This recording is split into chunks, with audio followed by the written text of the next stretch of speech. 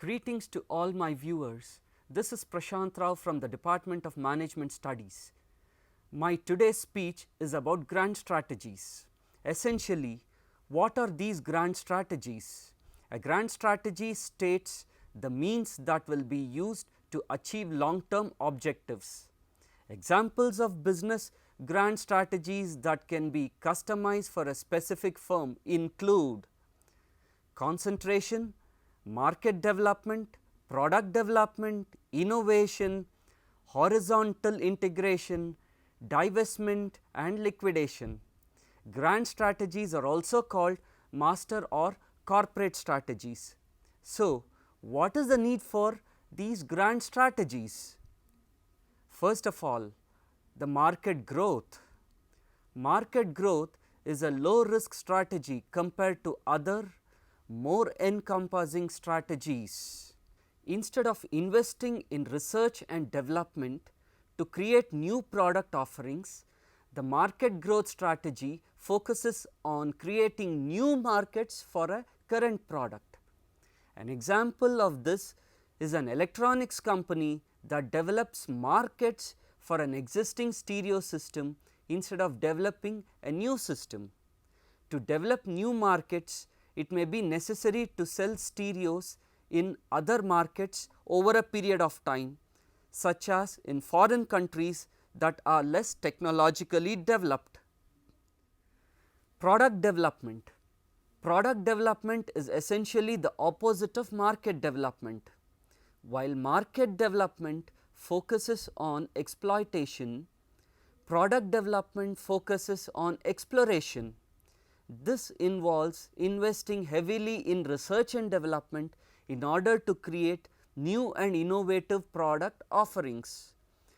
For example, a manufacturer of travel accessories may invest heavily in research into a lighter variety of travel bags that can be marketed to the general public, or a car manufacturer may develop safer or more fuel efficient cars through investment in research. These advances give firms an edge over their competitors. Turnaround strategies.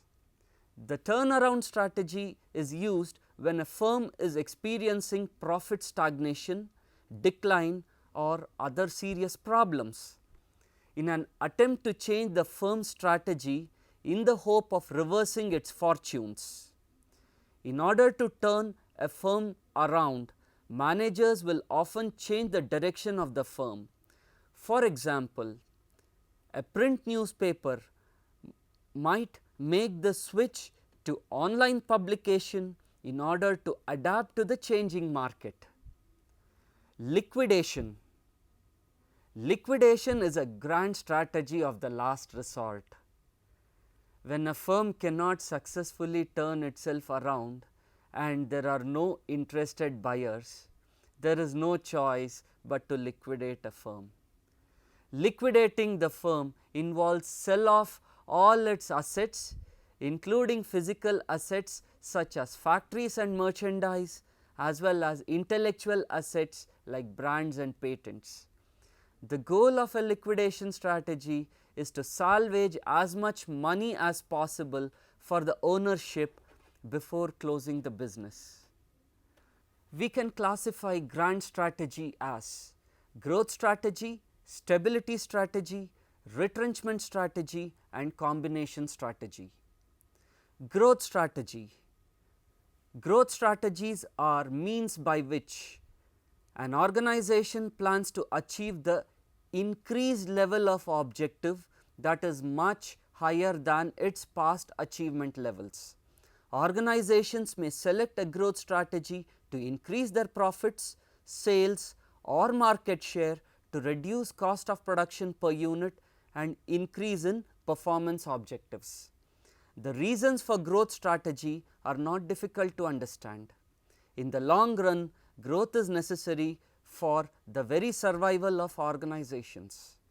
The organization that does not grow may be pushed out of the business because of other aggressive players in the field, higher wages, higher costs of other inputs and lower level of efficiency because of obsolescence in plant and machinery. Growth prospects from many economies are bright because of large scale operations, per unit cost of production can be very low, the economies of increasing scale enhance degree of specialization. Now, let us look at what stability strategy is. It is a strategy when a firm attempts to maintain its status quo with existing level of efforts and it is satisfied with only incremental growth or improvement by marginally changing the business and concentrates its resources where it has or can develop rapidly using its competitive advantages in the narrowest possible product market scope.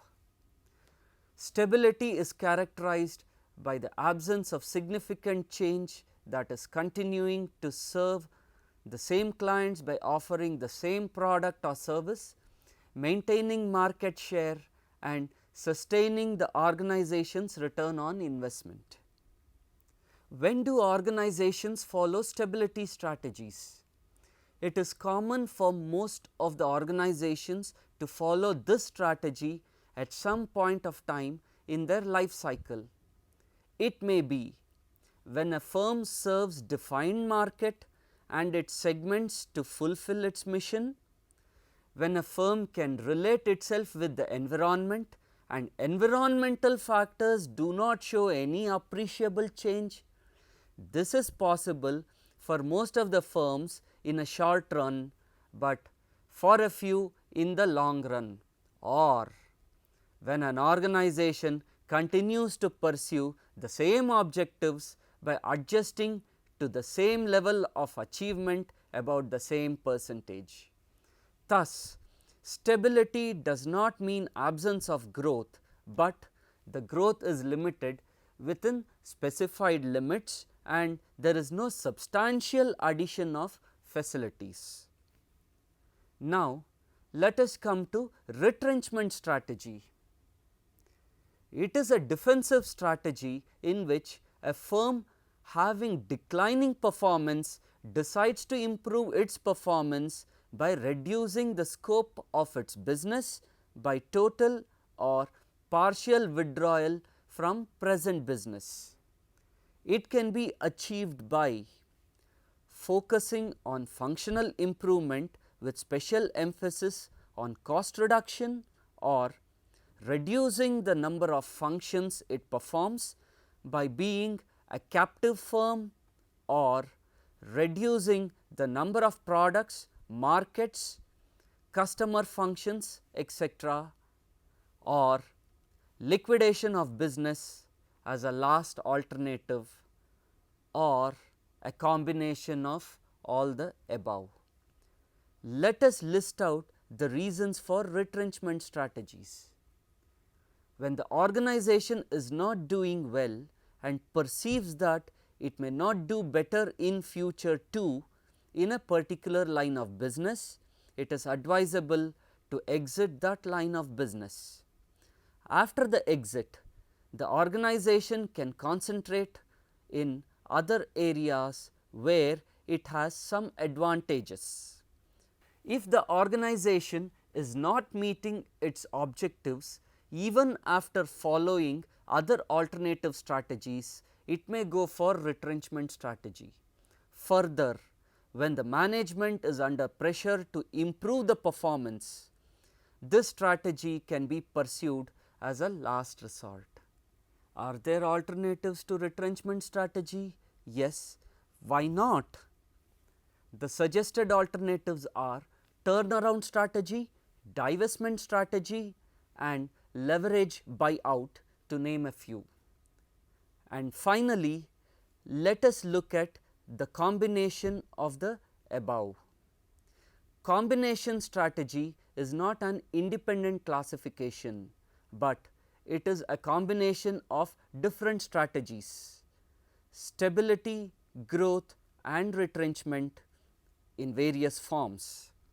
Thus, the possible combinations of strategies may be stability in some businesses and growth in other businesses, stability in some businesses and retrenchment in other businesses, growth in some businesses and retrenchment in other businesses, stability, growth and retrenchment in different businesses.